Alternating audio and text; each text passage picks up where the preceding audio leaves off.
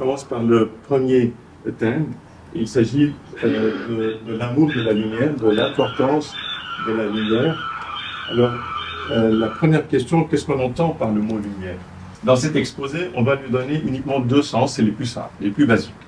Le premier sens, c'est le sens usuel, c'est le sens physique du terme, c'est-à-dire quand j'appuie sur l'interrupteur, la lampe s'allume. Voilà. C'est en ce sens-là que je comprends le mot lumière. Et c'est ce sens-là qui a donné le titre au livre Lolo Baba. C'est le deuxième sens maintenant qui nous intéresse davantage en fait, c'est le sens abstrait, le sens figuré. C'est le sens de la connaissance, le sens de la civilisation, le sens de la lumière de l'esprit. Et c'est ce sens-là qui a donné le sous-titre du livre. Alors, quand on parle de lumière, on parle automatiquement d'obscurité. Qu'est-ce que j'entends sur un exemple concret d'obscurité?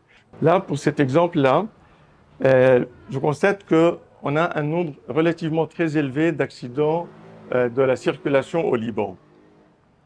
Et si vous consultez par exemple les statistiques mises à jour la semaine dernière par l'IASA, eh bien, on apprend que pour le mois d'avril jusqu'au 17 avril, donc pour les 17 premiers jours du mois courant, il y a eu environ 30 morts sur les routes libanaises, ce qui est un chiffre astronomique, relativement astronomique. Ceci veut dire que plus ou moins chaque jour, il y a en moyenne 2 morts sur les routes. Ce qui est triste, ce qui est malheureux, mais ce qui est encore plus malheureux, si j'ose dire, c'est l'explication que l'on donne à ces accidents de la route. J'ai sélectionné deux explications qui reviennent très souvent.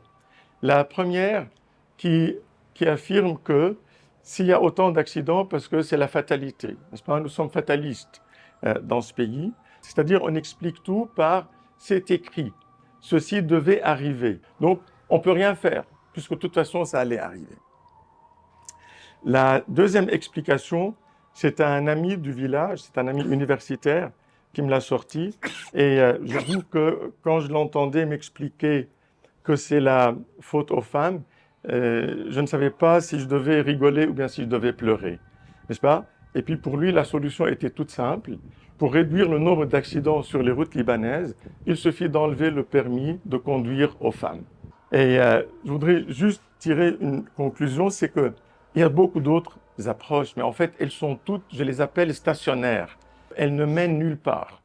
Avec des approches pareilles, on ne peut pas avancer, n'est-ce pas? Il faut changer d'approche. Voilà, il faut avoir une approche dynamique et non pas stationnaire.